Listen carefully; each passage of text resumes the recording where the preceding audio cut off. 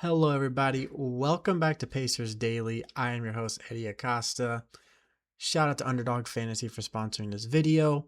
Scan this QR code, join the app, use the promo code BasketballFan. $75 after $5 in bets. Let's hop straight into this video, but before we talk about anything Pacers related, huge congrats to the Seahawks and the Patriots for making it to the Super Bowl. Drake May, Sam Darnold Super Bowl wasn't necessarily on anyone's bingo card, but here we are. Congrats to both teams. Congrats to both fan bases. And I'm hoping to see a very good game here in 2 weeks. But let's hop straight into this game. Last episode, I said the words, we're not going to win this game whatsoever. Today, I'm saying the words, holy crap, we won. 117-114 victory in Oklahoma. We're the only team that supposedly can win in Oklahoma in the regular season. Last time Oklahoma lost to an Eastern Conference team in Oklahoma, Gordon Hayward was still playing in the league. And he's been retired for almost 2 seasons now. But, back to saying, we're the only team that can beat them on the, when we're on the road. As I'm recording this, though, they did just lose to Toronto at home. So OKC is dropping game after game right now, and it's honestly amazing to watch because, we should be champs. But back to this monstrous game from Shai Gilgeous-Alexander. He was the only reason that the Thunder were in this. 47 points, 17 of 28 from the field, 12 of 12 from the free throw line. Big game from Chet Holmgren as he had 25, 13, and 3 blocks. 12 points for Kenrich Williams off the bench, 10 for Cason Wallace. But a 1-for-9 performance from Lou Dort, 2 for 7 for Isaiah Joe, and not a lot on the bench behind Kenrich Williams as Jalen Williams only had 2 points. Ousmane Dieng had 7. Carlson and Barnhizer weren't really doing too much. They were missing a lot of players, don't get me wrong, but we're also not healthy at all. We're missing obviously our star player, someone who is the starter, our 6th man, one of our other rotational pieces, and then we did not have the craziest rotation. But humongous game. I will talk about Nembhard's performance here in a minute, but humongous game from Jarace Walker as he had his career high in points. 26 points on 8 of 15 shooting. Shot 50% from 3, 7 of 11 from free throw line. That's still something I think we really need to get better at. 21, 6, and 6 for Siakam. He was 9 of 20 from the field, 1 of 3 from the free throw line. We need to make our free throws. Isaiah Jackson had 6 rebounds off the bench, but like I said, 0 for 2 of free throw. Didn't make a single one of his free throws. 6 points for Shep, 6 points for McConnell off the bench. A double-double for Micah Potter off the bench, 10 and 10, as he was 4 for 9 from the field, 2 for 7 from 3. Nesmith, 17 points, 5 rebounds, 5 assists. And then Johnny Furphy's been cleaning the glass as he has another 10-rebound game, this time tacking on with 4 points. Was struggling. He was 2 for 9. But, turnover-wise, this was a pretty good game. We only had 9 turnovers. They had 11. We shot 45 of 96 while they shot 40 of 82. So we had 14 more shot attempts than they did. A lot of that had to do with the fact that we had 14 offensive rebounds to their 4, 34 assists to their 18. Points in the paint, we actually, for probably the second time in the last 2 weeks, won the points in the paint just by 4. But also more second chance, more fast break, few less points off turnovers. But, overall, we shot better. From 3, we shot 42%, 16 of 38. Abysmal from the free throw line as we were 11 of 20 while they were 27 and 30. We need to make free throws. Also, not too long before I recorded this video, the Spurs missed 4 consecutive free throws that could have put them at a 1-point deficit against the Pelicans. Wemby missed 2, and then Keldon Johnson missed 2. So the art of the free throw it's insane how you would think a lot of players would be better at them by now, but they're just not. But on to the next. I want to talk about the star of the show. I want to talk about Andrew Nembhard. Great performance. Now, we all know Nembhard has had some big games against Oklahoma, but this one, 27, 7, 11, 10 of 16 from the field, 4 of 7 from 3. huge game for Andrew Nemhard, as he was the star of the show. There's not really much you could say. Now, obviously, Shea went off. That's whatever. But Nemhard himself had a double double, playing the true point guard, but being a scoring option. Had the most points, had the most assists, was third in rebounds on the team, only behind Furphy and Potter. You really can't ask for more for a player that had to adjust to becoming a starting point guard just like that in the league, when he was actually starting as a shooting guard for the longest time and really backing up Hallie as a point guard. Because we've seen Nemhard play point guard millions of times. That's his ideal position. But ever since he's been on the Pacers, he's been more of a 2, just because Hallie plays that 1. And Nemhard has very much made himself super valuable at the 2 position. And we can't argue that. He's been amazing. I'm very glad he had this good of a game, because that's definitely good for his confidence. He's now averaging 17, 7, and 3 rebounds. But we know what he can do on the glass as a, shorter guy. His pulling the chair move works wonders. People always look for fouls, but he just knows how to do that perfectly. One of the best defensive moves in the league, and he probably does it better than anyone. So huge shout out to Nemhard for the way he played this game. Overall, huge shout out to the Pacers for winning, because I guarantee you not a single person had us winning that game, myself included. I will take absolute full responsibility, because you guys had it on video. I did not believe we were going to win this game.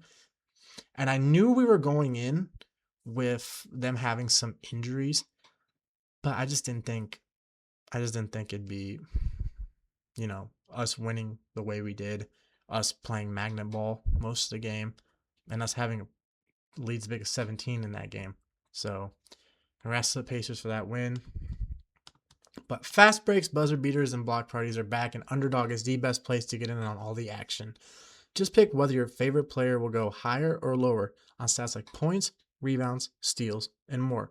Get your picks right and you can win up to 5,000 times your cash. Now, for the slate of games on Monday, I will be talking about Anthony Edwards and Tyrese Maxey, who are both projected at 30.5 points. High projection, 2 of the best scorers in the league. Now, Tyrese Maxey, I will go higher for him, mainly due to the fact that they are playing the Charlotte Hornets, not the best defensive team. Maxey is averaging 30 points a game. That's what I'm going to go for him. He's going to go higher. For Edwards against Golden State, this one I'm going to go lower. I think he's going to get about 27, 28 points in this game. So not necessarily hitting that 31 mark. But, Edwards is one of the best scorers in the league. He's had some very good games. We obviously go back to that San Antonio game. We had over 50 points. And we know he can score against good teams. But for this specific game, I'm going to go lower. I'm going to think that Julius Randle is going to kind of step up, be a good big scorer in this game as well. And Edwards might play more facilitator. But just download the app today and use promo code BasketballFan to score $75 in bonus entries when you play your first $5. That's promo code BasketballFan. Easiest way to do it. Scan this QR code, create an account, put in $5, score $75 in bonus entries. Simple as that. Underdog, make picks, win money. Must be 18 plus. 19 plus in Alabama, Nebraska. 19 plus in Colorado for some games. 21 plus in Arizona, Massachusetts, and Virginia. And present in a state where Underdog Fantasy operates. Terms apply. See assets.underdogfantasy.com/play and get terms DFSTML for details. Offer not valid in Maryland, Michigan, New Jersey, New York, Ohio, and Pennsylvania. Concerned with your play? Call 1-800-GAMBLER or visit www.ncpgambling.org. In New York, call the 24/7 helpline at 1-878 or text HOMI 467-369. Welcome back to the show, everybody. Now, this slate of the next 2 things I'm going to talk about aren't going to be huge. But the first one is the fact that the Hawks game, the Indiana Pacers Atlanta Hawks game, was changed from 7:30 to 1:30. So it's going to be 2 hours after this video airs. Which, honestly, I'm just going to preview it because I do want to talk a little bit about it. Now, the Hawks have been really good recently. Richardson and Porzingis are out for this game. Porzingis still has no timetable. Mathurin is a game time decision for the first time in a few weeks. Genuinely could be his return. He's been out the last 11 games. But let's just talk about Atlanta for a bit, because Atlanta has some ballers. All starts with Jalen Johnson. The fact that he's averaging 23, 10, and 8 as a power forward, incredible. He has been a triple double threat. No one on this team has nearly the same level as him. He has 30 double doubles and 7 triple doubles on the season. Now, some other players to look at, obviously Nickeil Alexander-Walker. He is averaging 20 points per game, 3 rebounds, 3 assists. McCollum, recent trade from Washington during that Trae Young deal, 17, 3, and 2. Okongwu's averaging 16 and 8.